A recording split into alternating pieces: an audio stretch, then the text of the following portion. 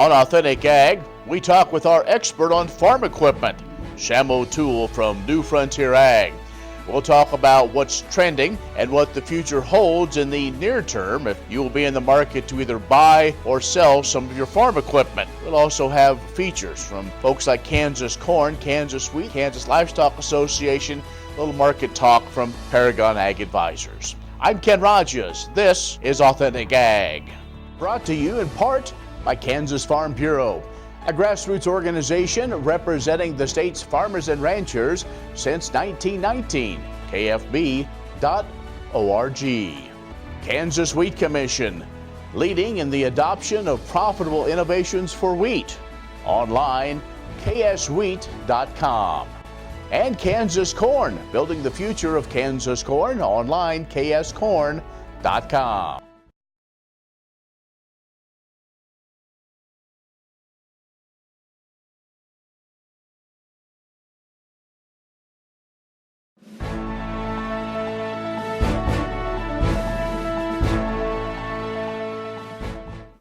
In agricultural news from agview.net, since last you and I met, Ag Secretary Sonny Perdue announced that USDA is moving the Economic Research Service and the National Institute of Food and Agriculture to the Kansas City region.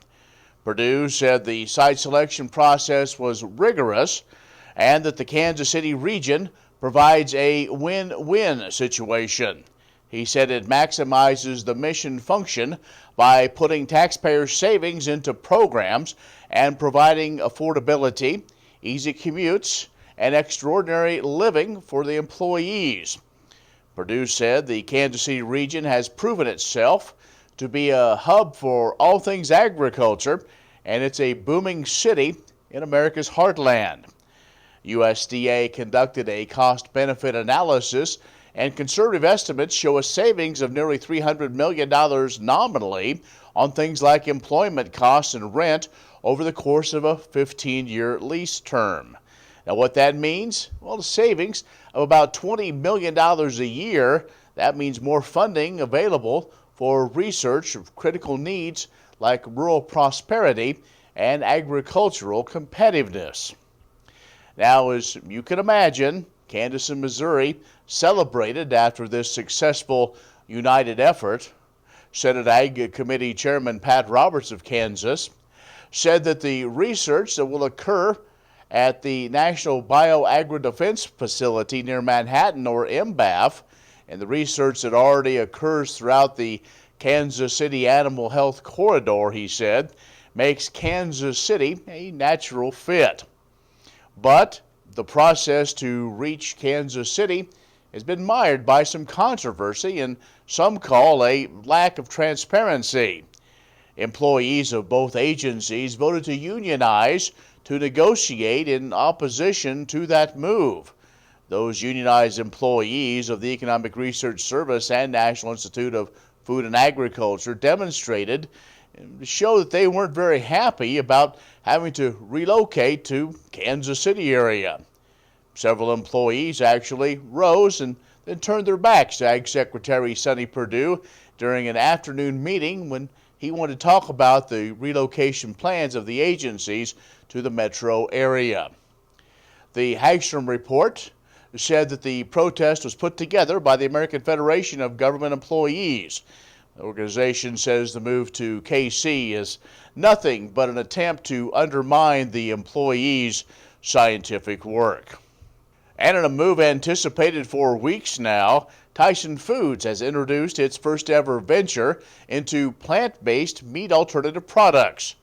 The company also announced it'll be selling additional products that combine the traditional meat blended with plant proteins. Tyson adds a new brand to its collection of products. It'll be called Raised and Rooted. The company says the first product of the new brand name will be a plant-based nugget coming out later this summer through some various national retailers. Well, you want a burger? Well, those blended burgers, they say, will be available to the general public sometime this fall. Tyson is saying that these are healthier than competing plant-based only patties. That's Ag News. More coming up. Kim Mannering with Hardy Insurance. Today we will talk about umbrella coverage. Did you know that if you're held liable in any type of accident, the judgment can claim your assets? Please give me a call so we can discuss. 316-945-6733. Trust and leadership are critical to success at Kansas Regenerative Medicine Center in Manhattan. Just ask Coach Bill Snyder. People of the Regenerative Center do care about others. I've been highly impressed with those people that have that vested interest and try to help people become better. The center really is a wonderful thing here in Manhattan, first of its kind, and we're on the cutting edge of what lies ahead. Find out more about the trusted leader in stem cell therapy at kansasrmc.com. Kansas Regenerative Medicine Center. Your stem cells, your health, your life. Ag Promo Source is a unique group of marketing specialists with one mission: help your ag business grow. Each affiliate has their own area of expertise, and they work together to bring you advice, products, and services. To get started, visit agpromosource.com. Ag Promo Source. Together we grow.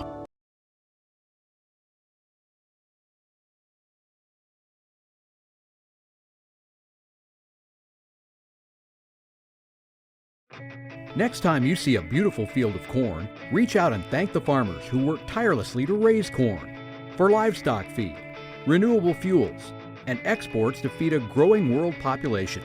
The farmers on the Kansas Corn Commission work for Kansas Corn with grower-funded checkoff dollars that support foreign and domestic market development, research, promotion, and education to expand opportunities for Kansas farmers. To learn more, visit kscorn.com. Agriculture information on your computer or mobile device. News and views on grains, livestock policy, and opinions from newsmakers can be found by liking AgView on Facebook, and on Twitter, follow AgView News, a reliable and relevant source. agview.net. Many seed companies claim to offer the latest genetics, but how many have tested those genetics in soils just like yours? The Oldie Seed Know to Grow research program has fully tested the latest seed genetics in soils that are right in your neighborhood.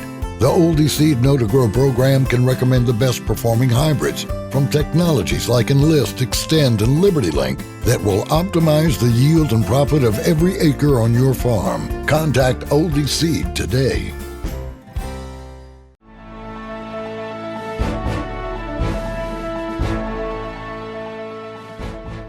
And joining us, Sam O'Toole from New Frontier Ag in McCook, Nebraska. We've had Sam on for a number of times. We'd like to get on quarterly, but it's been a few months since we've been able to talk to him and get his take on what's going on with this machinery business. And so, Sam, always good to catch up with you. Well, thank you. All right, so let's get to it. We haven't talked since the winter. We're now into spring, almost early summer. How has the winter gone, and what's kind of the hot items right now into this springtime? Kind of a strange springtime with this much moisture everywhere. Planters were really hot early in the spring. The haying equipment has been late starting out. It's really starting to go here a couple months later than normal. Small tractors seem to be, again, haying type tractors, that type of thing has been going here pretty good. The big horsepower tractors, the combines seem to kind of be a little slow. Well, that's what we're kind of seeing from Associated Equipment Manufacturing. So the four-wheel drives seem to kind of, they're off their high, but we did see maybe a small pattern of some combine sales just kind of getting in. But don't you think because of the uncertainty of harvest, we probably won't see a big push for combines? Or what do you think? Oh, probably. There's actually, it just depends on the models. It seems like we got some models that are selling fairly decent and some that we just have way too much inventory in the United States on, and we're going to kind of see a slowdown on those models. We still pretty hot for green equipment, or does it really matter whose it is? Are they looking? Are farmers looking for value, or for or price, or those trusted ones that they know they can get good service on? Oh, I think you got both buyers. I mean, I don't think there hasn't been a lot of loyalty switching just because of price or because of that. So. What about some financing options? We'd like to talk to you about you have a lot of different ways in your business as far as folks want to do cash, maybe traditional financing, non-traditional. Is leasing still what it was, say, maybe a year ago? No, leasing from the big companies, Deere and Case and stuff, it's not near as attractive as it used to be. Your other banks, AgDirect, TCI, some of those, they still have some attractive programs for maybe couple-year-old tractors, equipment, sprayers, that kind of thing. Okay. We're talking with Sam O'Toole from New Frontier Ag. We're going to take a quick break and be back with more in just a moment. What if U.S. soybean oil were an industry sensation? If end users started asking for it by name? That future is here. The time is now. To meet customer demands, the Soybean Checkoff is investing in varieties that produce oil with increased functionality. A message from the Kansas Soybean Commission, the Soybean Checkoff. Progress powered by Kansas farmers.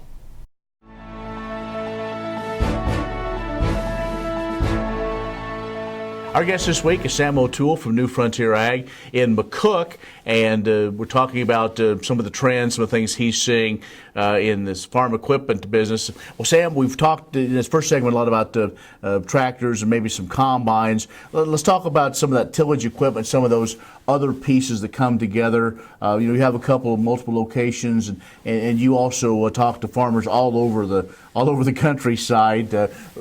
I guess what's hot in some of those equipment pieces? The land rollers still seem to be coming on strong. There's so many different uses for them. We're seeing a lot of rental requests for those. A lot of guys buying 20, 30-foot units in the land roller, using them for all different applications. The alfalfa guys are really liking them, and the guys are really using them a lot for rolling corn stalks and that type of thing. Because of the winter, kind of fall and winter being different than we've experienced, and in some areas still dealing with a lot of flooding and just wet conditions, has that really slowed everything? Are we a quarter behind? Are we a couple months behind when it comes to even the cycle of your business as far as folks wanting to maybe deal in some equipment? We didn't see a big run in the tillage this year just because of that. I think it was just so wet, and people weren't able to get out and strip till and do the vertical tillage like they wanted to, and it was just really late, and they did a lot more no-till and just tried to get everything in the ground as fast as they could. So looking maybe towards the future, things are drying out. We may get to some sense of normalcy, if you will, for this year. Are farmers talking to you now about maybe in the fall some needs possibly, or if other folks in your business, what are maybe the trends going to be? We've had those medium to large size farmers that haven't bought anything for a couple of years. They're in that needed time that they need to roll that one tractor or something, and they're not going to buy a lot, but they are going to buy a couple pieces just to keep updated. Sure. Okay, so folks want to talk with you, get kind of some more information. You also just go all over finding the right piece of equipment so folks can contact you, and your kind of bird dog kind of saves them some time from running all over. How can they get a hold of you? On our website, newfrontierag.com, or they can call me at 308-340-8989. All right. Sam O'Toole from New Frontier Ag in McCook has joined us for this segment. So stay with us. We'll have more coming up. Valley Vet Supply is devoted to providing information and professional quality products at reasonable prices. Valley Vet Supply. Clyde Sutton, Ness City, Kansas. lived on this place all my life. About a year and a half ago, got to where I couldn't saddle a horse. The pain was terrible. Read about stem cell. First it wasn't for me, then they started doing neck and back. Went and had it done. As you can see, I saddled a horse. I'm still building fence. Love to shoot a shotgun rifle, and I'm able to participate, not like I used to, but nevertheless I can do the things I used to do, and life is good.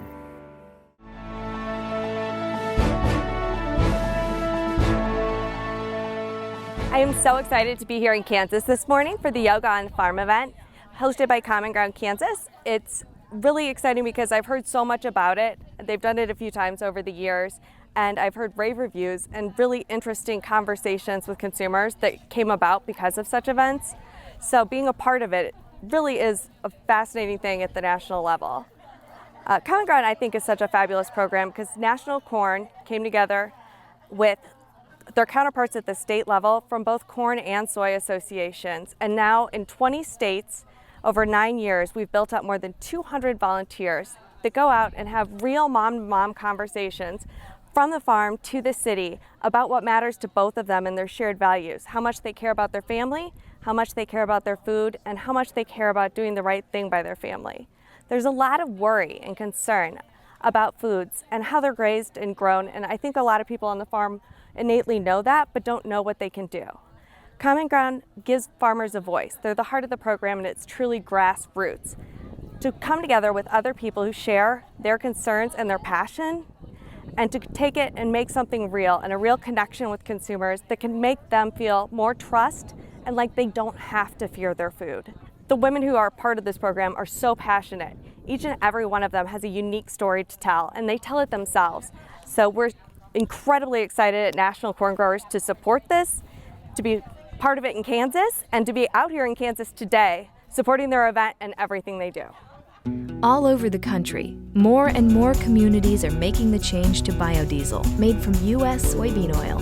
And the decision continues, improving the health and welfare for millions of Americans while adding billions to our national economy.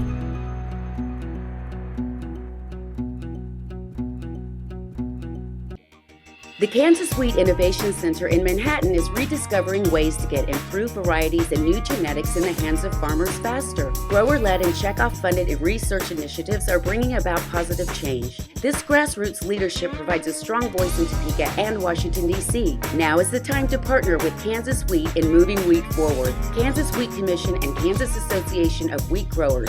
Farmers investing in their future and yours. Log on to rediscoverwheat.org.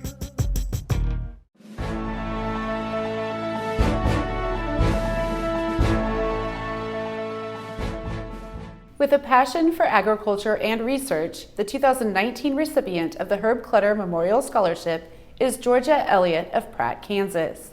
This $500 scholarship will help Elliott pursue her degree in biology with an emphasis in botany at Fort Hays State University, where she has already began taking courses through the Kansas Academy of Math and Science. She has already been active on the agricultural research scene. Elliott is involved with studying the effects of toxins like ethanol, lactic acid, and sulfide on various crops around Kansas. The goal is to see how much of these toxins the plants can be exposed to before they cause damage to the plant. She is working to have a publication that would summarize the research published this summer. Raised in rural Kansas, Elliott knew agriculture was just a part of the fiber of her being. She wanted to be a part of agriculture and has a passion for research and science. The Herb Clutter Memorial Scholarship was established through a fund in memory of Herbert W. Clutter, a farmer from Holcomb and the first president of the National Association of Wheat Growers. The history of the Kansas Association of Wheat Growers and the Kansas Wheat Commission is enriched with the memory and lasting leadership of Clutter and his family. Applicants for the annual Herb Clutter Memorial Scholarship must be incoming freshmen from Kansas who will be full-time students at any 2- or 4-year Kansas college or university. They should plan to pursue a career in the field of agriculture. Sure Crop Fertilizers was started by my father, Don Sherman, and my mother, Shirley Sherman. Family business that started in the 80s. We predominantly focus on plant nutrients and what we can do to give growers better responses with the fertilizer dollars that they do, and what we can do to make those things work better for that grower. We're based out of Seneca, Kansas. We work with growers in their soil analysis to figure out what they need, and then we can put those in a blend that gives them the best results, and so that we can deliver that direct to their farm so that they have those nutrients where they need them, when they need them, and so that they can apply them in a manner that's very efficient to them and works well in their planting systems and what they're doing. Sure Crop Fertilizers has been around for a long time. We always say we're big enough to take care of everything you need, but we're small enough to do it quickly. You can get a hold of us at 1-800-635-4743. Our website is surecropfertilizers.com, and you can always email me at Corey@surecropfertilizers.com, and with any questions you have, and we're glad to answer and work with you.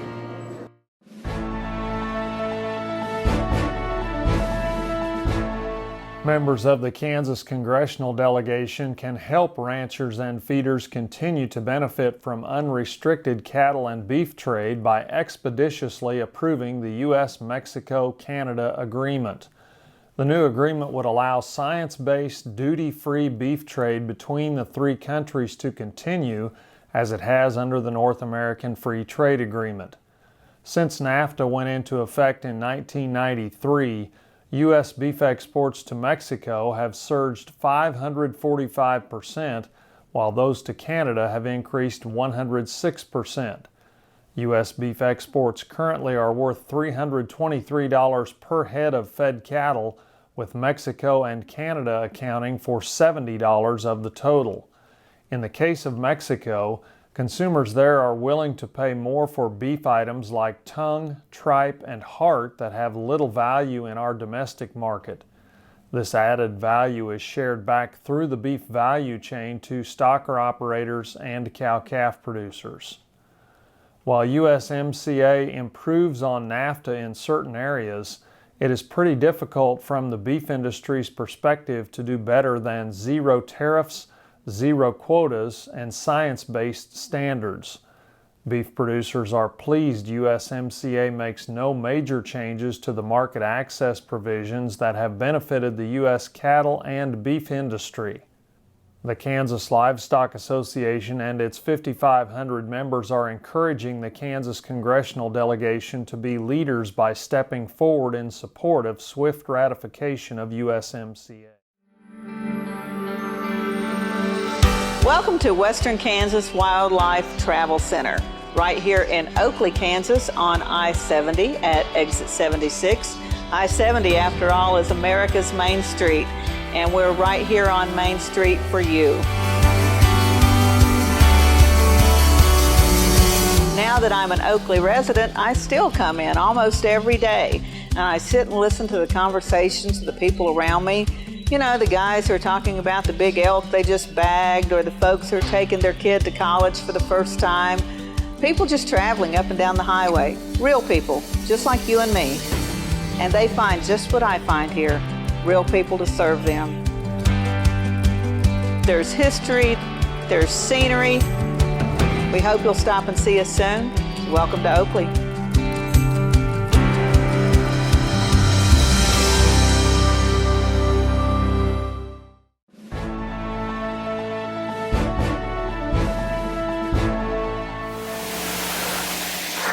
Hi everyone, Zach Otot here with Paragon Ag. The corn market gained strength this week after the USDA's supply and demand report that came out on Tuesday. They cut the expected acres by 3 million and yield estimates lowered from 176 to 166 bushels per acre. This almost came to a surprise to the trade, as USDA doesn't normally throw us a curveball like that. Funds began buying and we saw corn maintain double-digit gains across the board Tuesday. The market is still watching the weather closely. We are in the second week of June and there are still acres of corn that are being planted. As of this past Monday, we were sitting at 83% planted, well behind schedule. With shorter season corn, a later pollination, and some folks mudding the seed in, this will have an impact on yield when we get to harvest. The trade is still trying to figure out just how much corn will be planted this year. A lot of light will be shed on that topic when we see the planted acreage report that comes out the last Friday of June. Soybeans followed corn on the move up, though it did not have the same story, as the USDA's estimates were pretty neutral for beans. They left yield and new crop acres unchanged. Considering the recent planting conditions we have seen, One would have thought there would have been a slight reduction in either one of those numbers. However, with corn running higher, beans have been tagging along. The trade will be looking at the 18-19 carryout of 1 billion bushels more specifically. Soybeans are looking to find a new demand story that would keep fuel in the bean complex. President Trump and President Xi are planning a meeting at the end of the month. As the trade negotiations with Mexico are behind us, maybe we will see more focus on a deal with China. For the wheat market, there are some concerns about dry weather in Australia and Canada. Here at home, we are looking at a crop that has gotten a record amount of rain. There are concerns about quality and yield tapering back. That being said, it is tough to guess how much wheat we have in the field until we actually see the combines running. This spring has brought a lot of volatility to the market, which makes final decisions even tougher. If you need to sell last year's crop or think you should be starting a new crop but can't decide, consider an alternative strategy. Let us help find the strategy that fits you. Give us a call here at Paragon Ag Advisors at 888-452-8751. I'm Zach Otot. Have a great rest of your day. Well, thank you for joining us for Authentic Ag. If you have questions or comments, email me, kenrogers@gmail.com. And invite your friends to join you and me next week on Authentic Ag. We'll see you then.